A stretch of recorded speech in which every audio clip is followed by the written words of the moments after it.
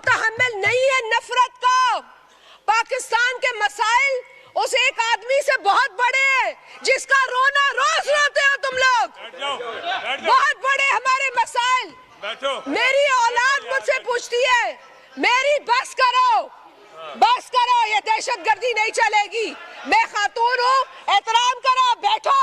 बड़े खवातीन का एहतराम सिखा रहे थे, बैठो। के मुल्क के अंदर नफरत को फरोग देने के कल्चर को परवान चढ़ाने वाले को बार बार यहां पर लाया जाता है।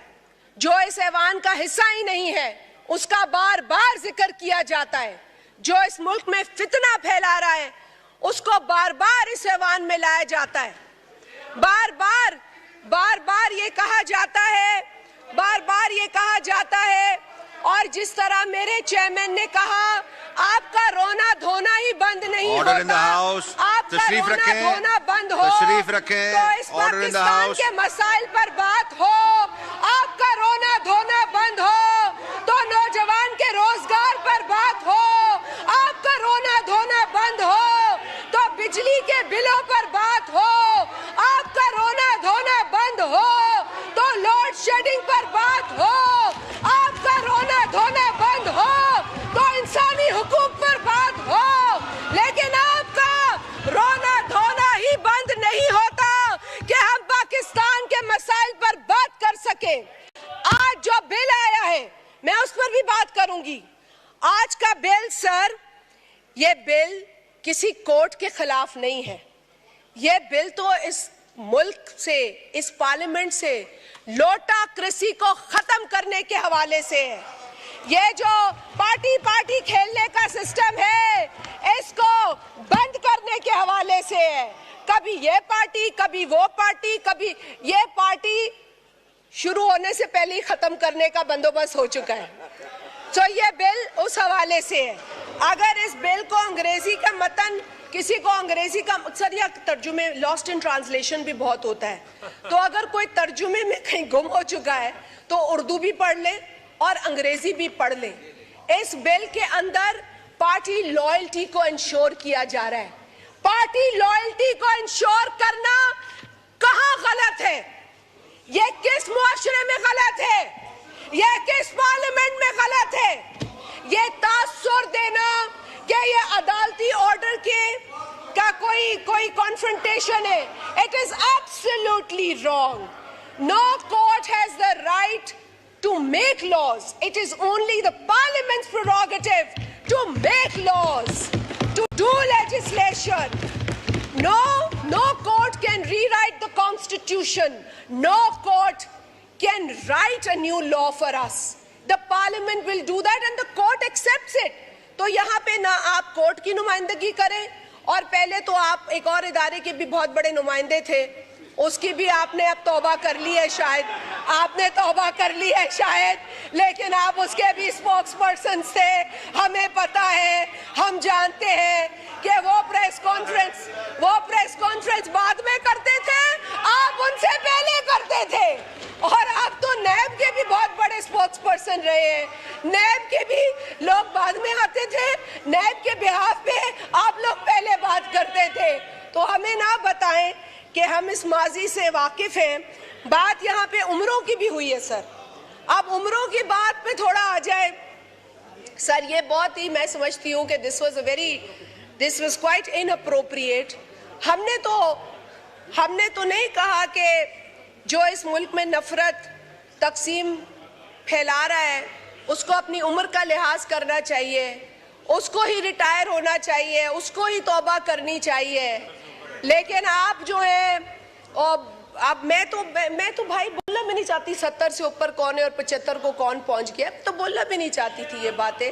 लेकिन 70-75 की उम्रों पर पहुंचकर अगर आप कहें कि आप नौजवानों की नुमाइंदगी कर रहे हैं, तो मेरा ख्याल है ये ज्यादती है, ये बहुत बड़ी ज्यादती है, खुद के साथ भी और उस नौजवान के साथ भी जिसके आप नुमाइंदा नहीं है। आप अगर उस नौजवान के नुमाइंदा होते तो लोगों को ट्रक की बत्ती के पीछे नहीं लगाते। आपने इस मुल्क के अवाम को ट्रक की बत्ती, 1 करोड़ नौकरियां देंगे, 50 लाख घर बनाएंगे। आपने जो चूरन बेचा, आपने जो चूरन बेचा, आज आप उस चूरन पर बात भी नहीं करते। आज आप बोलते भी नहीं है कि ये चूरन हम बेच रहे थे, हमने 1 करोड़। आपने अपने केपी में, जहां आप कहते हैं ना जी हमारी हुकूमत है, क्योंकि सिंध के लिए तो जो आपके लीडर की बातें थी ना वो काबिले मजम्मत और काबिले अफसोस है। लेकिन आप जो केपी की बात करते थे ना, आप जो केपी की बात करते थे, वहां आप यूनिवर्सिटीज का फंड कम कर रहे हैं, आप वहां यूनिवर्सिटीज के फंड को काट रहे हैं। आप मुझे बताएं क्या केपी में स्टूडेंट्स को तालीम हासिल करने का हक नहीं है? आपने खैबर पख्तूनख्वा का जो हशर किया है, अल्लाह ना करे कि कभी आपको मौका मिले, क्योंकि आपने पाकिस्तान के साथ भी यही करना है। और आज जो आप पाकिस्तान के साथ कर रहे हैं, ये जो आपने नया तरीका, ये जो आपने ये ट्रोल का तरीका लगाया हुआ है, ये जो आपने डिजिटल टेररिज्म किया हुआ है, इसकी भी आपने हदें पार कर दी है। खैर से ये जो आपने डिजिटल टेररिज्म, ना किसी की पगड़ी छोड़ी, ना किसी का दुपट्टा छोड़ा, ना किसी की चादर छोड़ी। आप लोग समझते हैं कि ये डिजिटल टेररिज्म हम बर्दाश्त करेंगे? अब हम बर्दाश्त नहीं करेंगे। ये मुल्क मुतहम्मिल नहीं है तकसीम का, ये मुल्क मुतहम्मिल नहीं है नफरत का। पाकिस्तान के मसाइल उस एक आदमी से बहुत बड़े हैं जिसका रोना रोज रोते हो तुम लोग। बहुत बड़े हमारे मसाइल। मेरी औलाद मुझसे पूछती है, मेरी बस करो, ये दहशतगर्दी नहीं चलेगी। मैं खातून हूँ, एहतराम करो, बैठो। बड़े खवातीन का एहतराम सिखा रहे थे, बैठो और सुनो, और सुनो। अब सुनो इस मुल्क को क्या चाहिए? इस मुल्क को रोजगार चाहिए, इस मुल्क को बिजली चाहिए, इस मुल्क को गुर्बत से निजात चाहिए, इस मुल्क की माओ को अपने बच्चों का मुस्तकबिल बेहतर करना है। वो आपके उमर रसीदा चेयरमैन की आसाइशों पे नहीं बात करनी हमें। उसको फ्रिज दे दो, उसको मुर्गी दे दो, उसको एसी दे दो, उसको ट्रेडमिल दे दो, उसको हर चीज दे दो, और पाकिस्तान की आवाम को भूखा मरने दो। उसको सब कुछ दे दो और पाकिस्तान की आवाम को भूखा मारो। आपने हद कर दी है ढिठाई की। आप लोग ये जो बैनर, ये जो आप थोबड़े लेकर आ जाते हैं रोज यहाँ पर, ये जो रोज आप लोग लेकर आ जाते हैं, इससे पाकिस्तान के गरीब आवाम का पेट नहीं भर रहा, इससे हमारे बिजली के बिल नहीं भर रहे, इससे हमारे नौजवान को नौकरियां नहीं मिल रही है। तालीम चाहिए हमारे बच्चों को। हमारे बच्चे हमसे पूछते हैं कि आप रोजगार पे बात क्यों नहीं करते? ये एक ही आदमी के पीछे पूरा पाकिस्तान क्यों ख्वार करते ये लोग? आप लोगों को एहसास होना चाहिए। आज कश्मीर पे बात हो रही थी, आप यहाँ पे जमघटा बना के खड़े हो गए थे। आप लोग कहते हैं हमने कानून साजी कल की है। अरे भाई, कल करारदाद आई है फलस्तीन पर, परसों।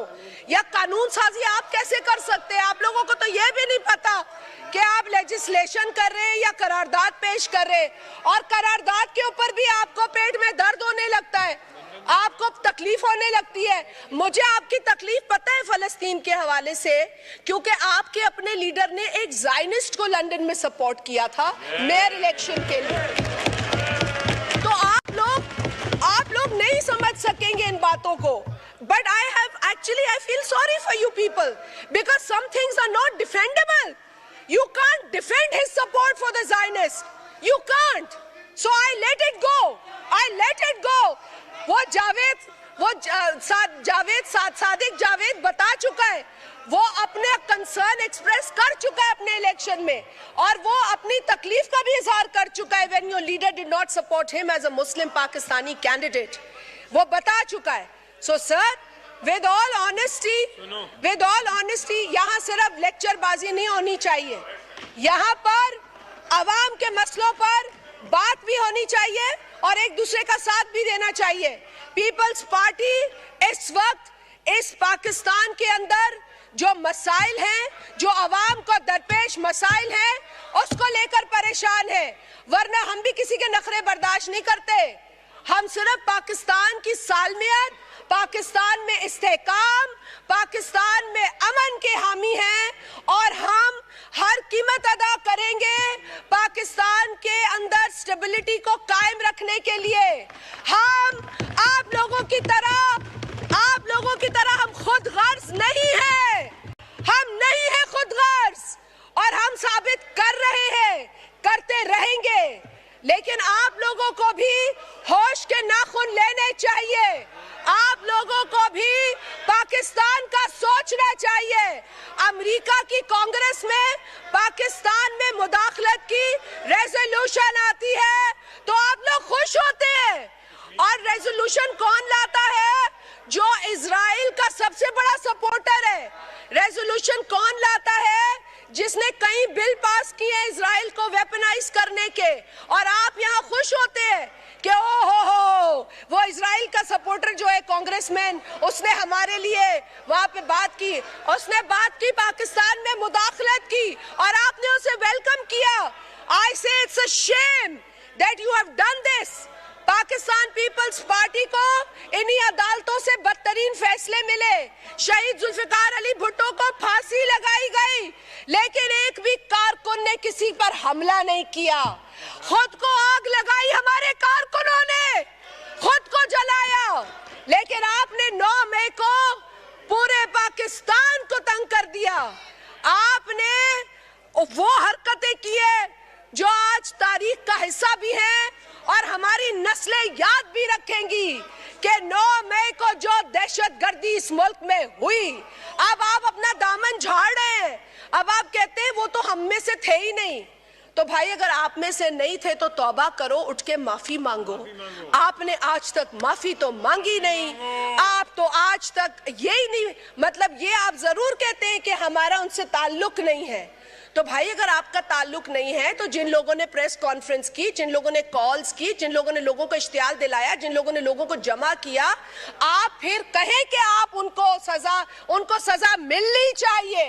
आप कंडेम करें उन लोगों को, आप मजम्मत करें उन लोगों की जो पाकिस्तान में तबाही, बर्बादी, तकसीम और नफरत फैलाता है। वो मुहिब्बे वतन नहीं हो सकता, वो मुहिब्बे वतन नहीं हो सकता। मुहिब्बे वतन वो है जिसको इदारे ने फांसी दी, उसने कुछ नहीं किया। मुहिब्बे वतन वो है जिसके कारकुनान को जेलों में डाला गया, औरतों को, मर्दों को कोड़े मारे गए, उसने मुल्क को नुकसान नहीं दिया। मुहिब्बे वतन वो है जिसको इस मुल्क से जाने पर मजबूर कर दिया गया, लेकिन उसने मुल्क को नुकसान नहीं दिया। मुहिब्बे वतन वो है जो आज सदर की कुर्सी पर है, 14 साल की जेल काट कर आया है। वो है मुहिब्बे वतन जो आज भी मुस्कुराता है और कहता है कि आओ सियासी डायलॉग करो। आप आज भी बड़ी बातें कर रहे हैं जेलों की। अच्छा होता कि अपने दौरे हुकूमत में भी आप उन चीजों की मजम्मत करते। जब फरियाल टालपुर साहिबा को ईद की एक चांद रात पर ले जाया गया था जेल, तो आप उठ के मजम्मत करते। आप मजम्मत करते जब मेरी बहनों को नैब अदालत के बाहर उठाकर पुलिस मोबाइल में डाला गया, आप मजम्मत करते। आप मजम्मत करते तो आज मैं भी कहती कि आप हक और सच की बात करते हैं, आप सेलेक्टिव बात करते हैं। आप जिस तरह की सेलेक्टेड हुकूमत है, उसी तरह के सेलेक्टेड लोग हैं, उसी तरह की सेलेक्टेड अपोजिशन बात नहीं करना चाहती तो हम एजेंट कर देंगे। आप तशरीफ रखें, आपको मौका मिलेगा, आपको अपोजिशन को मौका मिलेगा अपना व्यू कर बात करें। आप चेयर को डिक्टेट ना करें, इस तरह नहीं होगा। वालों ने भी तौबा कर ली। आप लोग ऐसा टोला है जिसको लाने वाले भी परेशान हैं। अब वो कहते हैं कि इनसे पाकिस्तान को पनाह चाहिए। आपसे वाकई पाकिस्तान को पनाह चाहिए, क्योंकि आपसे पनाह मिलेगी तो पाकिस्तान पाकिस्तान तरक्की करेगा। आप लोगों की जो सोच है वो इंतशार पसंदाना है, नफरत आमेज है, और आप लोग इस मुल्क में जो बीज एक डिक्टेटर ने बोए थे नफरत के, उसको परवान चढ़ा रहे हैं। जिस डिक्टेटर ने इस मुल्क को मजहब के नाम पे तकसीम किया, फिरके के नाम पे तकसीम किया, जबान के नाम पे तकसीम किया, आप उसी डिक्टेटर के पैरोकार हैं। आप उसी का मैसेज आगे ले जा रहे हैं। आपने पाकिस्तान में नफरत को परवान चढ़ाया है। आपको चाहिए था कि आप जब हुकूमत में आए तो आप सब्र का पैगाम देते, लेकिन मैंने पहली दफा देखा ऐसी हुकूमत जो अपने ही बजट में अपनी ही बजट बुक्स ऑपोजिशन पे फेंक रही थी। ये पहली मर्तबा आप ही की हुकूमत जब थी सिलेक्टेड, उस वक्त ये मैंने देखा, और कभी नहीं देखा था कि हुकूमत ही ऑपोजिशन को किताबें मार रही हो। हमने वो मनाजिर भी इस असेंबली में देखे, अफसोसनाक मनाजिर। आपका लीडर शाबाशी उन लोगों को देता था जो ज्यादा गाली देते थे, जो ज्यादा शोर मचाते थे, और जो बेचारे इज्जतदार थे वो कोना पकड़ के बैठ जाते थे क्योंकि उन्होंने घर से ये तरबियत हासिल नहीं की थी। लेकिन आपका लीडर उनको कहता था कि गाली दो, जितनी बड़ी गाली दोगे उतनी बड़ी शाबाशी मिलेगी, ये आपका, और उतना बड़ा ओहदा मिलेगा। आपके अंदर की कहानियां आप सारी पता है हमें, ऐसी बात नहीं है, सारी कहानियां अंदर की बाहर आ चुकी हैं। लेकिन उस वक्त अभी भी आप बहुत टाइम है, वैसे हमें इतनी गंदी कहानियां सुननी भी नहीं है। लेकिन जहां तक सवाल पैदा होता है इस मुल्क का, इस मुल्क में हमें मरना है, हमें जीना है। हमारी औलादें इस मुल्क से बाहर नहीं बैठी हैं, हमारी औलादें अयाशी नहीं कर रही हैं किसी और मुल्क में। अगर इस मुल्क में मेरी औलाद है तो भी मुझे आपकी औलाद की फिक्र होगी, अगर मेरी औलाद नहीं होगी तो मुझे किसी की औलाद की फिक्र नहीं होगी। आप इन उसूलों को क्यों भूल जाते हैं? उसे एक शख्स के लिए आप सारे उसूल भूल जाते हैं। भाई उसके बच्चे भी यहाँ नहीं हैं, उसका यहाँ कोई, देखिए सबसे बड़ा सरमाया, आप दिल पे हाथ रख के बोले, आपकी औलाद होता है। आपकी औलाद आपका सबसे बड़ा सरमाया है। जब आप अपने बच्चों को इस मैदान में नहीं उतारते तो आप दूसरों के बच्चों का सर मांगते हैं, दूसरों के बच्चों की जिंदगियां मांगते हैं, दूसरों के बच्चों के आप कुर्बानियां मांगते हैं। मेरा ख्याल है इस तरह की सेल्फिश पॉलिटिक्स इस मुल्क में खत्म होनी चाहिए। जिसने इस तरह की सियासत की है, पहले भी की थी, लोगों ने कहा था कि फ्रिज बेचो, टीवी बेचो, हथियार लो, मतलब जितनी नफरत फैलाई गई है, जितनी नफरत इस मुल्क में फैलाई गई है, जितनी नफरत इस मुल्क में फैलाई गई है, और जिसने ये मनुसियत फैलाई है उसका अंजाम बुरा हुआ है। हमने ये देखा है, माजी में देखा है, और हम आज भी देख रहे हैं। एक खोखले नारे, ये खोखले नारे, अब आप भी इसमें यकीन नहीं रखते। अभी ये 2-4 नारे लगाओगे, वो जो जेल में बैठा हुआ आपका बुजुर्ग है वो देखेगा, शाबाशी देगा। मैं समझ सकती हूँ कि आपकी नौकरी जो है बहुत जरूरी है, लेकिन आपकी पहली नौकरी इस मुल्क के लिए होनी चाहिए। आपकी पहली नौकरी, आपकी पहली नौकरी इस वतन अजीज के लिए होनी चाहिए। उस एक घमंडी को आप खुश करने के लिए बार बार यह नारे लगाते हैं, जो खड़ा होता है पाकिस्तान जिंदाबाद और फिर दूसरा फितना जिंदाबाद। क्यों भाई, क्यों फितना जिंदाबाद? ये मुल्क जिंदाबाद, इस मुल्क का अमन जिंदाबाद, इस मुल्क की खुशहाली जिंदाबाद, इस मुल्क का नौजवान जिंदाबाद, इस मुल्क का हर फर्द जिंदाबाद, इस मुल्क की बेटी जिंदाबाद, इस मुल्क का बेटा जिंदाबाद। पाकिस्तान